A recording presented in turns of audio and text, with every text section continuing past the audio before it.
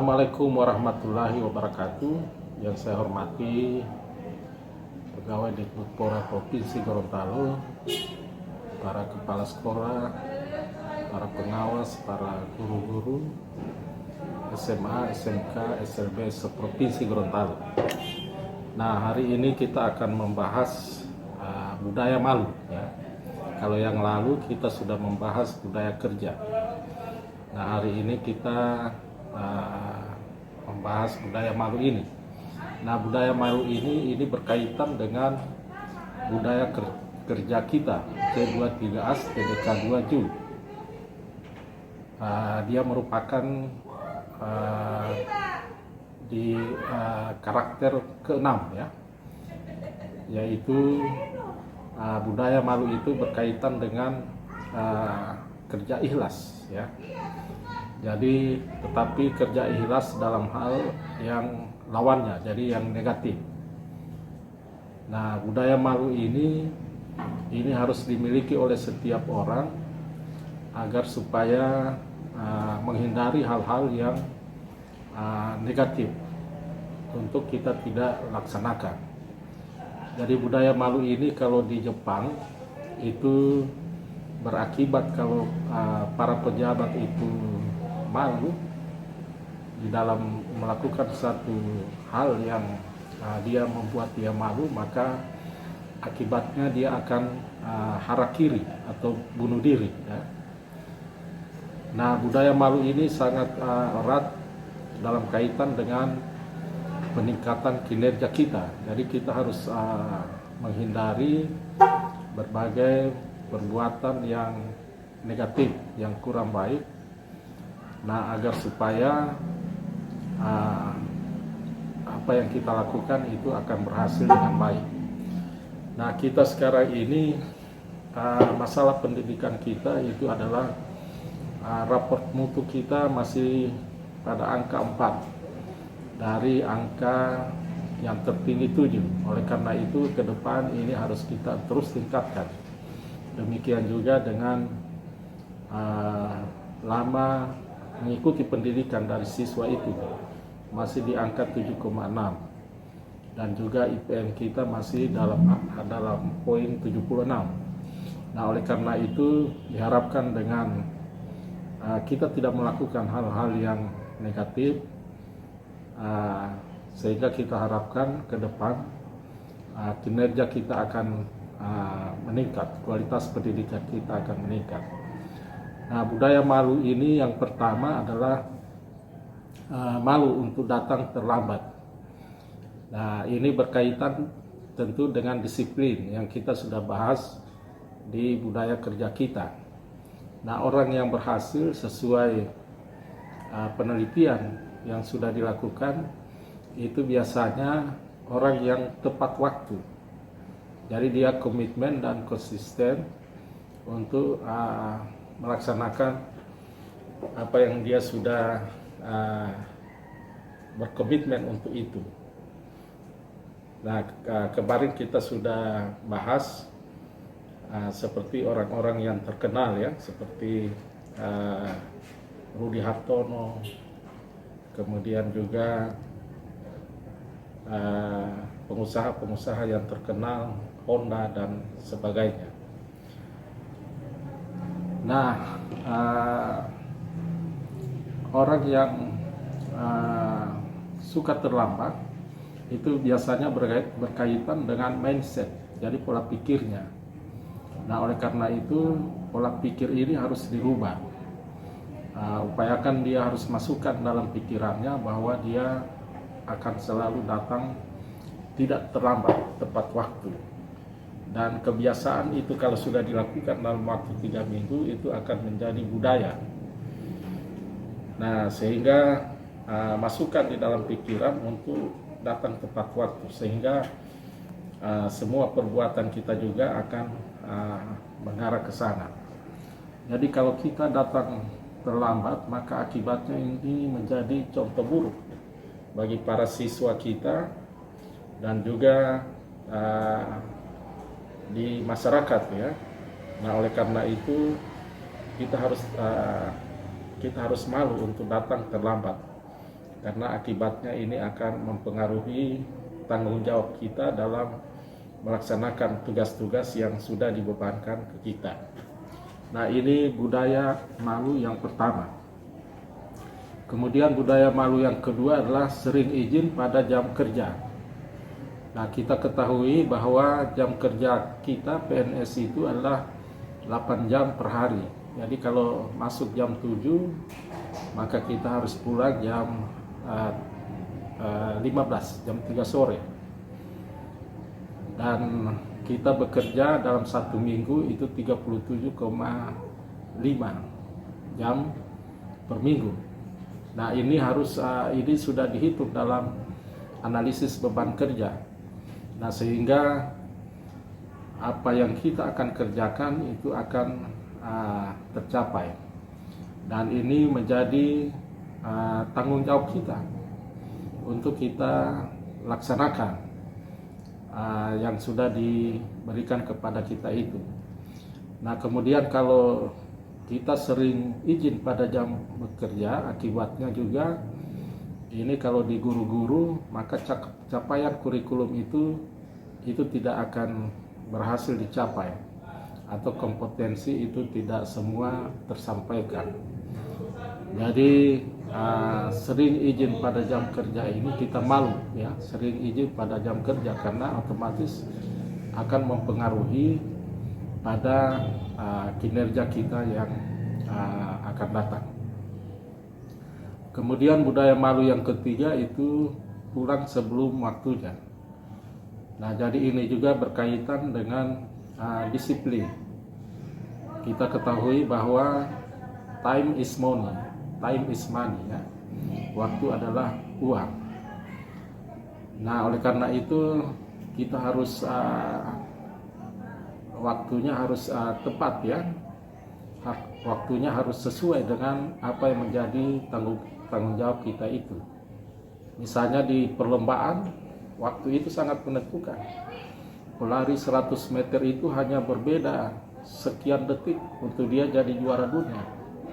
Nah, oleh karena itu waktu itu sangat penting untuk kita gunakan di dalam kita bekerja, sehingga apa yang menjadi tanggung jawab kita itu berhasil kita lakukan.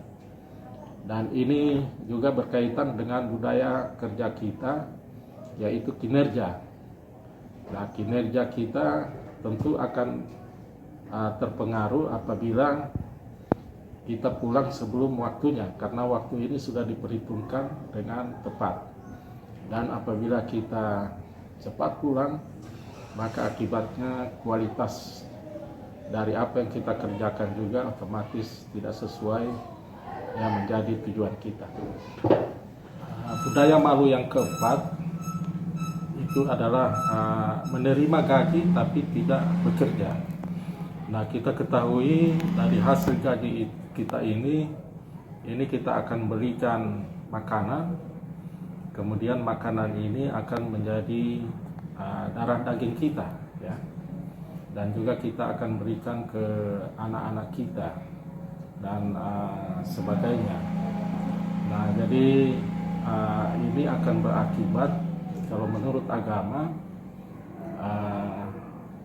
kita mendapatkan rezeki dari yang tidak halal, itu biasanya doa kita tidak akan diterima, dan juga ini akan berakibat daripada kita akan mengalami berbagai musibah dan cobaan dari Allah Subhanahu wa Ta'ala, karena kita menerima gaji kemudian kita tidak bekerja.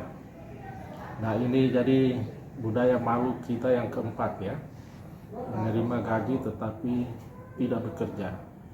Kemudian budaya malu yang kelima adalah melanggar peraturan. Nah, kita ketahui bahwa PNS itu seperti burung dalam sangkar. Jadi burungnya adalah PNS dan sangkarnya adalah peraturan. Jadi kita bekerja tidak boleh melanggar aturan yang ada. Karena kalau kita melanggar aturan, maka berakibat pada karir dan masa depan kita menjadi kurang baik. Nah, kemudian juga ini akan berakibat pada pemecatan, ya. Nah, ini beberapa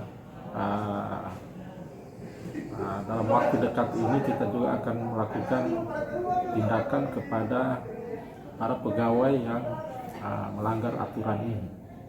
Nah, jadi budaya malu kita yang kelima itu malu untuk melanggar peraturan. Nah, kemudian budaya malu yang keenam adalah memberikan pelayanan yang buruk. Nah, kita ketahui bahwa gaji kita itu berasal dari pajak-pajak yang dikumpulkan dari masyarakat. Nah, oleh karena itu kita harus memberikan pelayanan yang terbaik juga kepada masyarakat. Nah, kepada para siswa ini kita harus lakukan proses belajar mengajar dengan baik agar siswa itu menjadi cerdas. Jadi ini budaya malu yang keenam, malu untuk memberikan pelayanan yang buruk. Budaya malu yang berikutnya, yang ketujuh, itu malu jika lingkungan kerja tidak bersih. Nah, kita ketahui bahwa kebersihan itu adalah bagian daripada iman. Nah, oleh karena itu sekolah-sekolah itu diharapkan bersih karena akan menjadi model, ya, contoh bagi masyarakat dan juga bagi siswa. Jadi kita harapkan halaman sekolahnya bersih, ruang belajarnya bersih, toilet, dan juga tamannya, peralatan praktek itu juga harus bersih. Jadi kebersihan ini sangat penting karena ini akan menjadi salah satu pendidikan karakter bagi para siswa kita dan juga masyarakat, bahwa kebersihan itu sangat penting. Jadi kita harus malu, ya, jika lingkungan kerja kita tidak bersih. Nah, kemudian budaya malu yang ke-8 adalah malu berpakaian tidak rapi.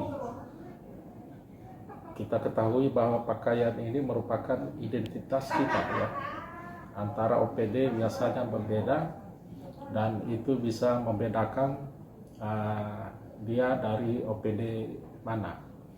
Nah, jadi pakaian ini harus rapi, ya. Karena apa yang kita lihat di luar itu mencerminkan juga di dalam hati kita, ya. Nah, oleh karena itu maka pakaian juga ini harus diperhatikan, harus bersih dan rapi. Nah, kemudian budaya malu yang ke-9 adalah malu tidak mampu menyelesaikan tugas dengan baik. Nah, ini berkaitan dengan tanggung jawab. Jadi tugas-tugas yang sudah menjadi tanggung jawab kita itu harus kita tuntaskan. Misalnya kurikulum yang kita sudah susun itu harus tersampaikan kepada siswa. Demikian juga dengan kompetensi dasarnya. Nah, jadi ini harus kita lakukan karena misalnya kita membangun suatu ruang sekolah, kemudian tidak selesai, atapnya tidak selesai, maka otomatis ruang kelas baru itu tidak bisa digunakan. Nah, oleh karena itu tugas-tugas yang sudah diberikan itu harus kita tuntaskan, kita selesaikan. Jadi kita harus malu bila tidak mampu menyelesaikan tugas dengan baik. Ya. Budaya malu berikutnya adalah yang ke-10, itu malu bila tidak mampu menunjukkan prestasi. Nah, prestasi ini ini berkaitan dengan performance kinerja kita ya. Jadi di dalam sekolah itu inputnya adalah siswa, kemudian guru dan juga melakukan proses belajar mengajar sehingga akan dihasilkan siswa yang cerdas. Di mana siswa yang cerdas ini dia bisa melaksanakan aplikasi, dia bisa menganalisis, mengevaluasi, dan mencipta. Nah, jadi seperti kita ketahui, alhamdulillah kita siswa dari SMA 3 Gorontalo, Tarisa Mono Arfa itu bisa menjuarai lomba di tingkat nasional, dan ini tari yang dia ciptakan itu merupakan kinerja ya, inovasi dari dia. Nah, oleh karena itu ke depan kita harapkan siswa kita itu harus bisa menunjukkan prestasi ya, apa yang dikerjakan, input, kemudian diproses menghasilkan output dan selanjutnya outcome. Jadi siswanya begitu kita ajarkan dia menjadi berprestasi. Kemudian budaya malu berikutnya adalah yang ke-11, yaitu tidak malu bila tidak mampu membuat inovasi.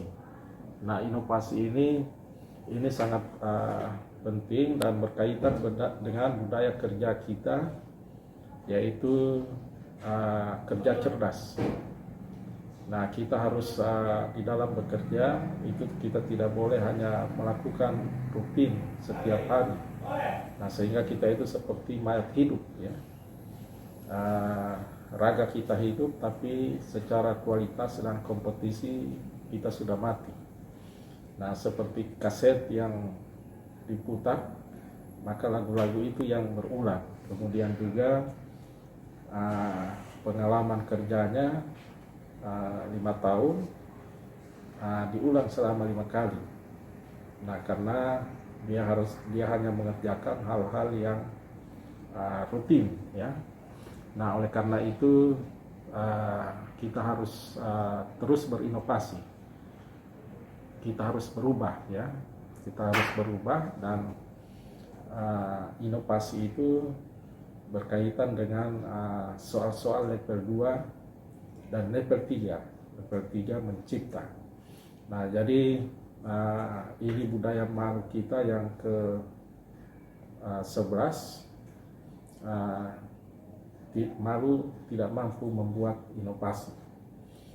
Nah, jadi ini 11 budaya malu kita yang harus kita internalisasi ke dalam dan masuk ke dalam hati. Kemudian kita menghindari tindakan-tindakan dari 11 budaya malu tadi itu.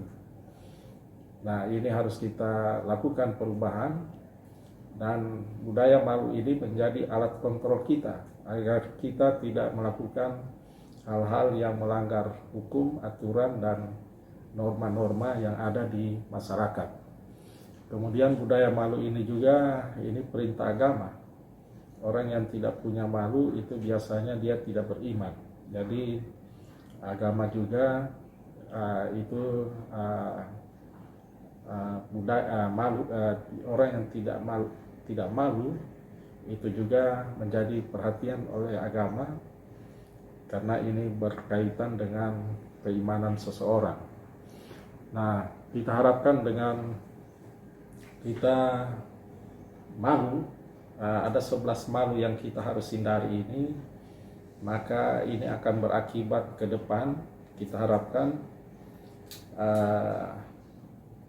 kualitas mutu pendidikan kita ke depan akan terjadi lompatan-lompatan besar, dan budaya malu ini menjadi karakter kita juga ya, yang kita harus internalisasi dan tanamkan kepada setiap pejabat, pegawai Dikbudpora, para pengawas, dan juga kepada para kepala sekolah, guru-guru, dan juga kepada siswa.